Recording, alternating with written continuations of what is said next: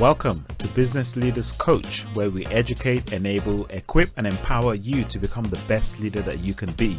My name is Toya Shimbi, founder of Business Leaders Coach. And at Business Leaders Coach, we work with CEOs and their leadership teams, companies that are scaling up and want to accelerate their learning. On this podcast, I bring you practical steps that you can apply in your leadership today. We draw wisdom from some of the best business books, bring on guests and entrepreneurs and authors as well. You can go to businessleaderscoach.com/podcast, subscribe so that we can send each episode and any templates or tools that come with these subsequent episodes. Today, I want to reinforce why it's important for every leader to now encourage each of their team members to learn how to lead themselves first. And so the title of this episode is Why Learning to Lead Yourself is the Essential Skill of the 21st Century. So welcome to episode 45. As we all know, we can all see that our world is rapidly changing, but as things are exponentially changing, we need to really take seriously certain principles that can still be easily overlooked. Now, the premise of today's podcast is based on a quote from one of the most influential voices in management in the 20th century, and that was Peter Drucker. He was a visionary person, and what he said, and he mentioned this quote is around 2000. It captures a lot of the challenges that we are facing in our world today. And let me give you the quote. He said, "In a few hundred years, when the history of our time will be written from a long-term perspective, it is likely that the most important event historians will see is not technology, not the internet, not e-commerce, it is the unprecedented change in the human condition. For the first time, literally, substantial and rapidly growing numbers of people have choices. For the first time, they will have to manage themselves, and society is totally unprepared for it." And that's a quote by Peter Drucker, and I think that it is a profound statement, simply because although self-management has always been every adult's responsibility, no, that hasn't changed. What has changed is what Peter Drucker highlights as the biggest challenge. And I quote, "The rapidly growing numbers of people have choices." See, that they will have to manage themselves. See, when we break down this statement, you have to understand that this is our biggest challenge. People have to learn how to lead and manage themselves. As I said, it's always been the case, but because you have more choices, it makes it more complicated. And over the last few years with the coronavirus pandemic, you can see that with hybrid working, for instance, or with people working from home, this is now what we want people to learn. We want them to make the right choices, to prioritize their time, to prioritize their day. We want them to be able to do it.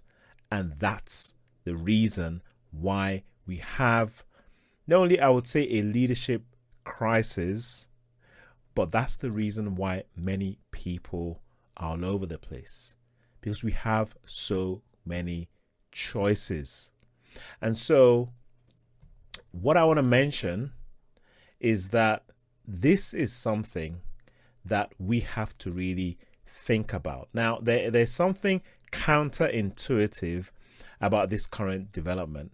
You know, as we see more information being dumped on us, we're going to realize that we are going to need to rely on some of our humane given attributes that we are forgetting that we have, some of the gifts that we have as human beings.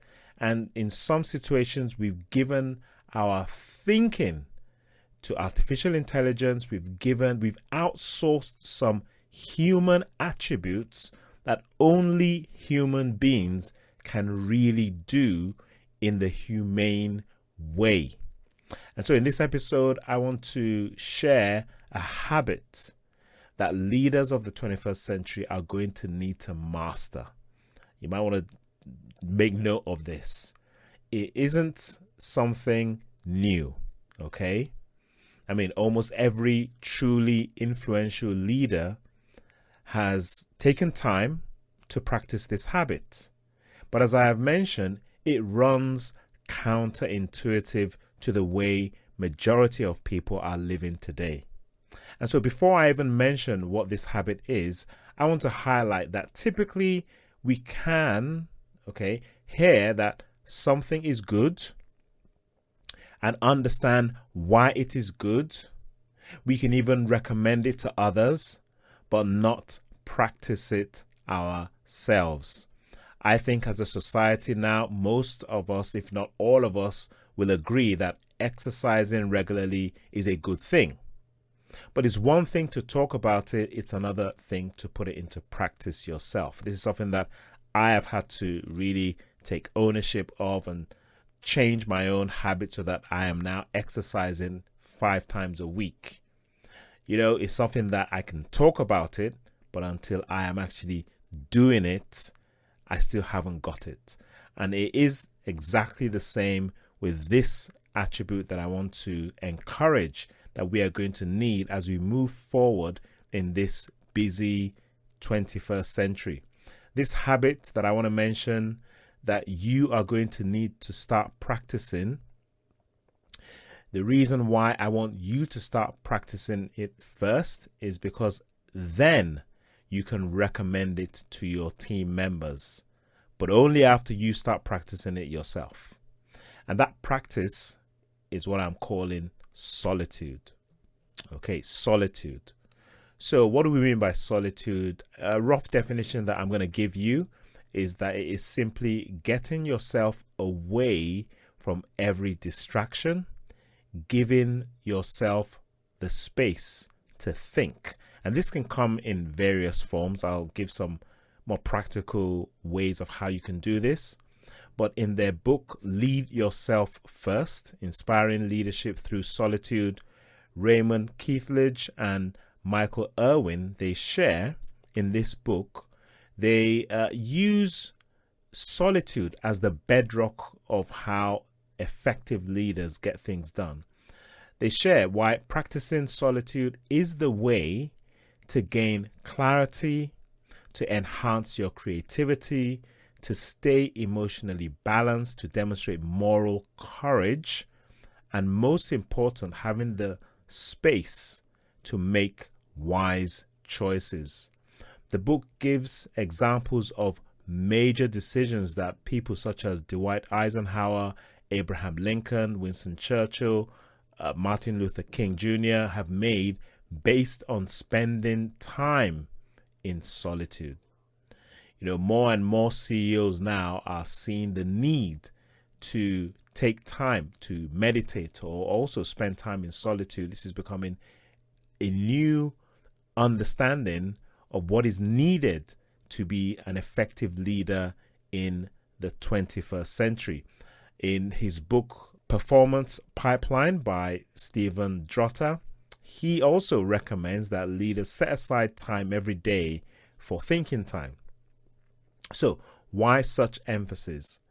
See, when we keep taking in information, the problem is that at some point, if we're not finding the space to make sense of it, it just becomes noise. So we need to create that space to allow our brain to either connect the dots or allow our intuition to play its role. And that's the humane part. That's the gift part, the part that our brain actually is trying to figure out what all this information is all about. And there are many things that we actually have the ability to do in some situations purely by intuition.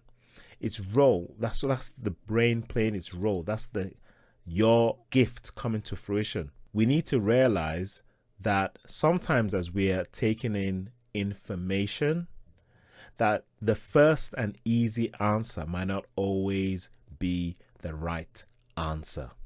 So if you are the leader of your business, your enterprise, you need to model this. This is not something that can even be just taught. Others have to see you and hear you say things like, I need time to reflect on this. Others must see that you prioritize your thinking time, and you must then encourage them to do likewise. But as I said, only if you are modeling it. Because everybody's so busy, they'll think, well, you're telling us to do it, but I can't see you're not doing this. So the benefit of you doing this is that you will be building a team that is not only relying on you doing the heavy lifting thinking.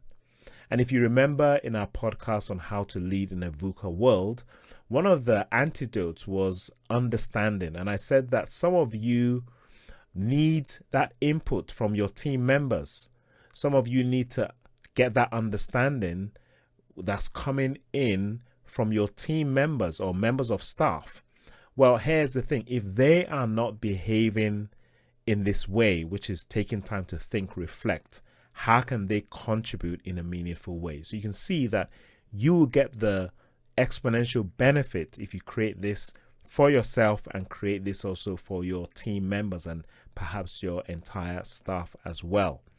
So if this is not something that you have been doing, I recommend that you start small. Maybe just clear out 15 minutes to 30 minutes as often as you can during a week. Take a quiet stroll to the park, get a journal, write things down, write your thoughts down. Just start in that habit, and that way you are beginning to create that space of solitude. And then do you want to go to that next level? Take yourself away on a personal retreat. Book yourself somewhere where you can just spend time just by yourself to quieten down all the noise and then reflect. That could be extending things from a day or two away from the business, where you have this mini retreat in order to be able to gather your thoughts. And if you are a praying person, you can spend time praying, listening, allowing your creativity, allowing the ideas to come to the forefront of your mind. See, this is a picture of how we are going to lead ourselves as we progress into the 21st century. And the younger ones need to see this in action by older people who have or are in leadership. So it becomes more like the normal way of how we do things. I'm going to go back to that quote just to finish it off again, because I want us to really remind ourselves. This was said several years ago, but when we read it, does it not make sense? As Peter Drucker said, in a few hundred years, when the history of our time will be written from a long time perspective, it is likely that the most important event historians will see is not technology, not the internet, not e-commerce. It is the unprecedented change in the human condition. For the first time, literally substantial and rapidly growing numbers of people have choices.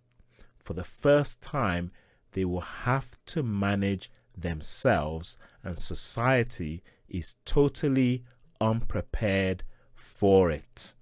This message is preparing you to have that space, that solitude, in order to be able to make the right choices out of the numerous choices that are being presented to us every day. So today we have looked at why learning to lead yourself is the essential skill of the 21st century. The key habit is solitude time. And so I want you to try out, take some time out, book that time, reflect, see the benefits of it. Try it out and let me know how it goes. You can email me, toye@businessleaderscoach.com. Love to hear from you. For now, this is Toye Oshimbi from Business Leaders Coach, signing off. Speak to you soon.